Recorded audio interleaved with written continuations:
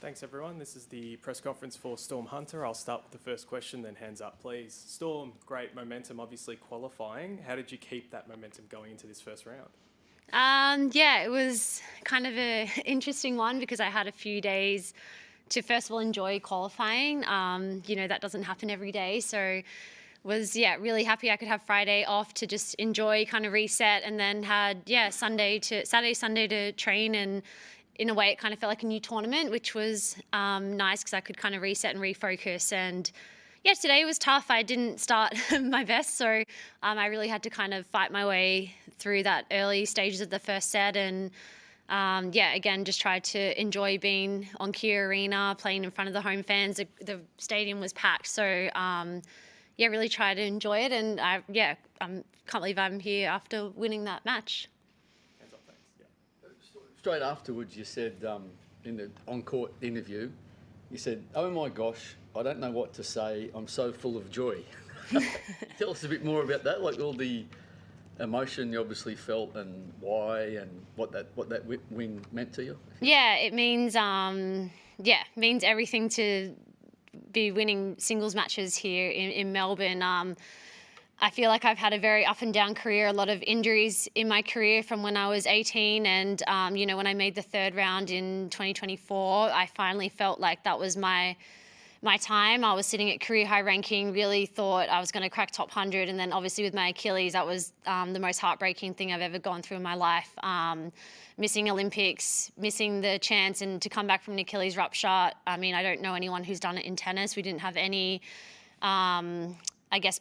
return to play plans to go through. So it was a kind of, let's see how we go. And I'm really lucky that I had really good people around me to help me with my rehab to get back. And even when I did come back, I definitely felt like I was not at the level that I was at previously. And that took me 6 months to kind of feel like, okay, let's try and get better on the singles court. I really truly didn't think that I'd be able to be moving how I'm moving in these matches here in Melbourne. And that's why I felt so much joy, because, you don't know when when you're going to get the chance to play on these courts again in front of big crowds. And like I said, it was obviously you want to win, but I was really happy that I win or lose, I wanted to put on a good show and enjoy being part of the crowd and giving them something to cheer about, and let entertain them as well. So same in my final round of qualies against Taylor. It's such a high quality match. And again, I was like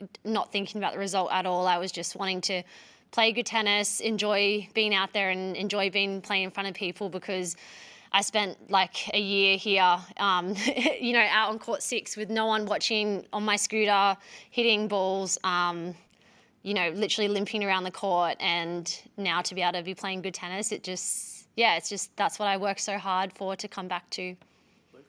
During that injury rehab, the comeback, how did you just maintain motivation? Like, how did you refuse, or what was behind refusing to give up?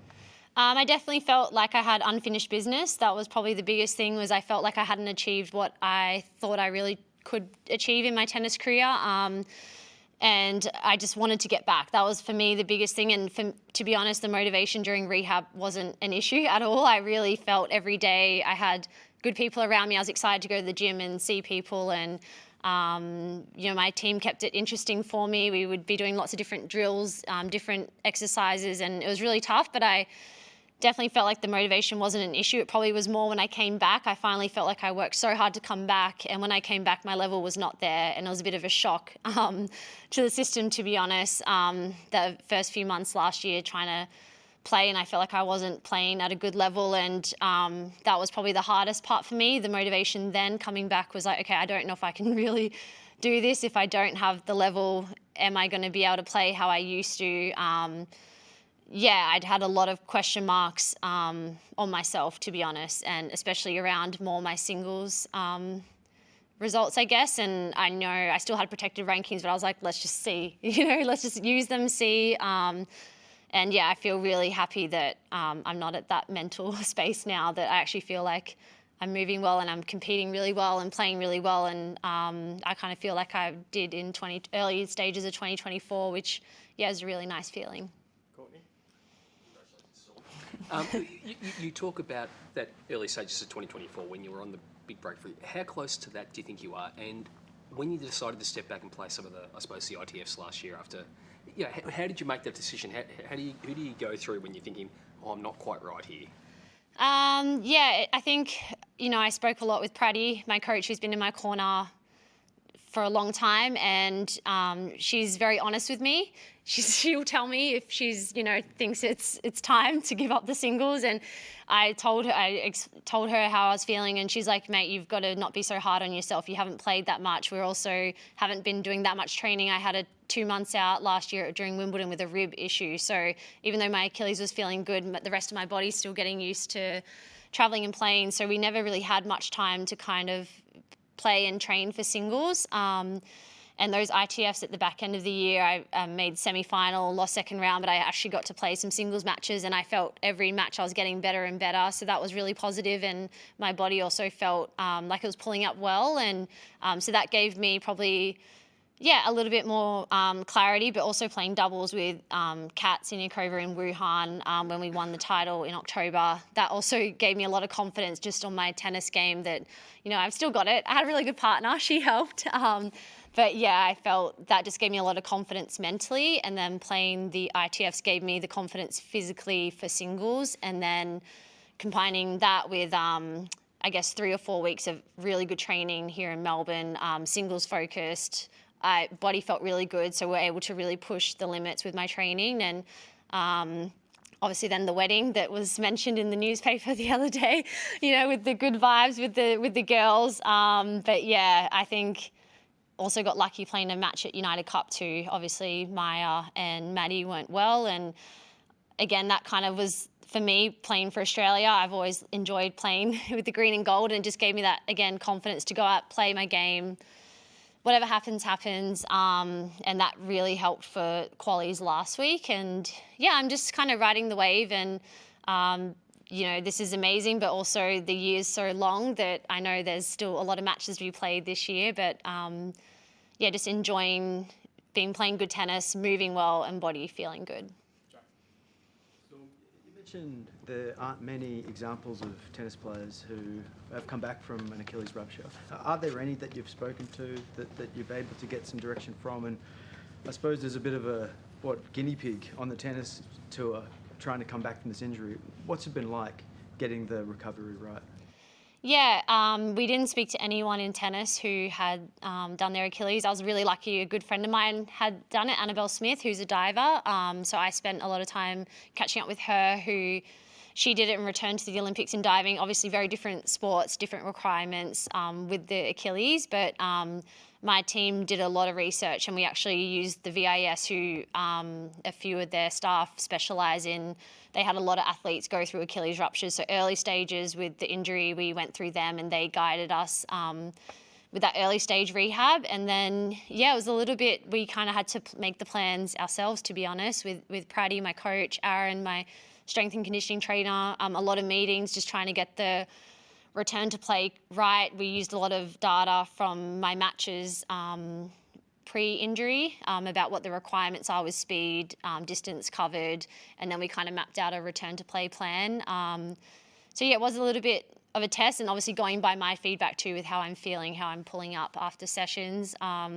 So in a way, I also was motivated by the fact that no one had done it in tennis, and I wanted to prove that you, could come back, and along those type of injuries, really tough ACLs, Achilles ruptures, but I wanted to test the waters and see how far I could go. And there's a lot of examples in basketball and football, but it's very different because they can control how much time they're spending on the field or the court and can pull them off whenever. But obviously in tennis, you need to be ready to go for 3 hours. You need to be strong, powerful, but then fast, be able to move out of the corners. So it's tough, but my team, I had so much confidence in them from the beginning. We're very lucky we had the access to a lot of research and good people that helped me get back.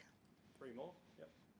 I was sitting in the crowd and the noise was pretty amazing from where I was sitting, but for you being on that court, if you could just talk a bit about that atmosphere, and especially when you were down, the way they lifted in that second set.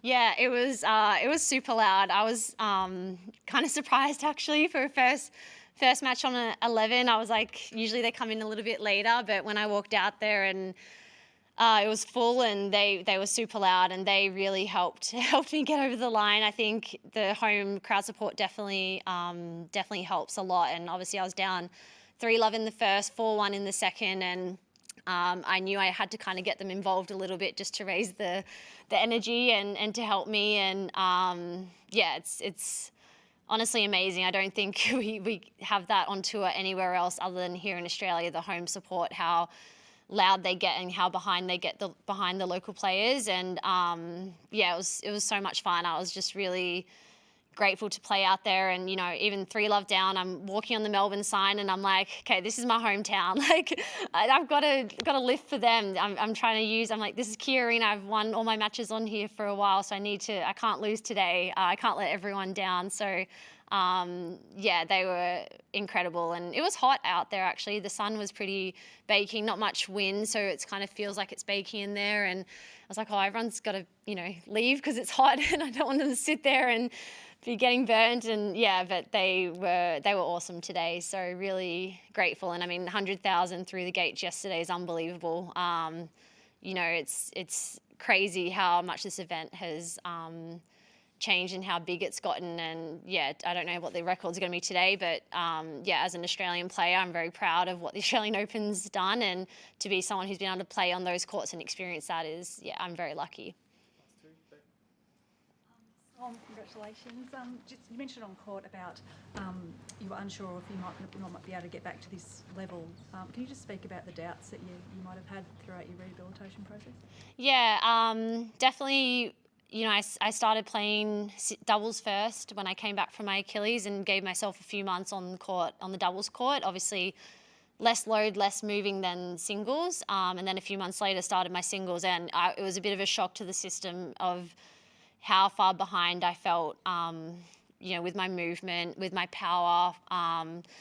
Just felt like a completely different player to 2024. And I had a lot of tears. My husband's, he knew everything was going through my mind. I really thought I was done. And like I said, my coach, Pratty, she's very honest with me. And she was like, no, like we just got to give yourself more time. We just keep going. We got to keep working. And at times I literally thought, it's over. I can't move. I can't cover the court how I used to.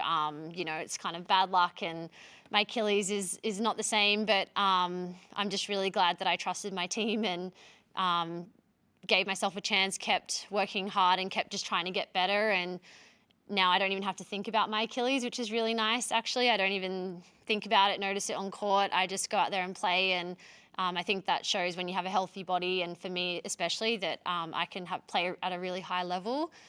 So now we'll see. I mean, as long as my ranking keeps going up and I can get into singles events and play, my body feels good. I think for me, doubt's always going to come. I'm probably someone always my whole career never really believed in myself, to be honest. So I always kind of question, am I good enough to be top 100? And I've always had those doubts my whole career. So it's kind of nice to probably not have them at the moment and just play kind of freely. And like I said, just enjoy being out there. And it's a really nice place to be in mentally.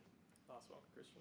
Congrats, Storm. Just on the match itself, what were the tactical changes you made to your game? Obviously being down 3-love in the first, 4-1 in the second. What was your mindset like in those moments? Yeah, I felt like, even though I was 3-love and 4-1, it was only one break. I wasn't serving well. I definitely had a pretty average serving day, to be honest. And I didn't feel like it was the pressure of her returning. It was just me not finding my rhythm on serve. And I kind of knew if I could get on top of the points that I felt comfortable that I could hurt her. She hits a really heavy ball. I actually commentated her matches last year when she played Sabalenka on Rod Laver, and I've been following her. She's a quality player, hits a very good ball. But I knew I could rush her with the pace of my shot. So for me, I just felt like I had to really focus on my serve first and try and put pressure on with my serve, and then I can dictate the points out of that. And I always back my returning game, so I knew that I would get a chance on the return. So usually I would say I would panic at 3-love and 4-1, but I didn't feel today. I was really great at just being like, it's okay, just focus on your serve first, and then you're going to get opportunities to break. And I felt like she changed a bit of her tactics too. She was using her backhand cross really well, whereas usually most players will go backhand line to try and spread me on my backhand, but she was going in back behind me, and I just kind of sat there a little bit more and tried not to give her too many of the same shots. That was the biggest thing, and to get 4-1 down in the second, I just gave her a little bit of rhythm and she was able to take control. So I just had to go back to not giving her rhythm, try and control the points on my terms, and even if it went to a third, but if I could just kind of get the momentum back, I was happy with that. And I kind of got lucky that it didn't go to a third and I was able to win it in straight. Thanks, everyone. Thank you.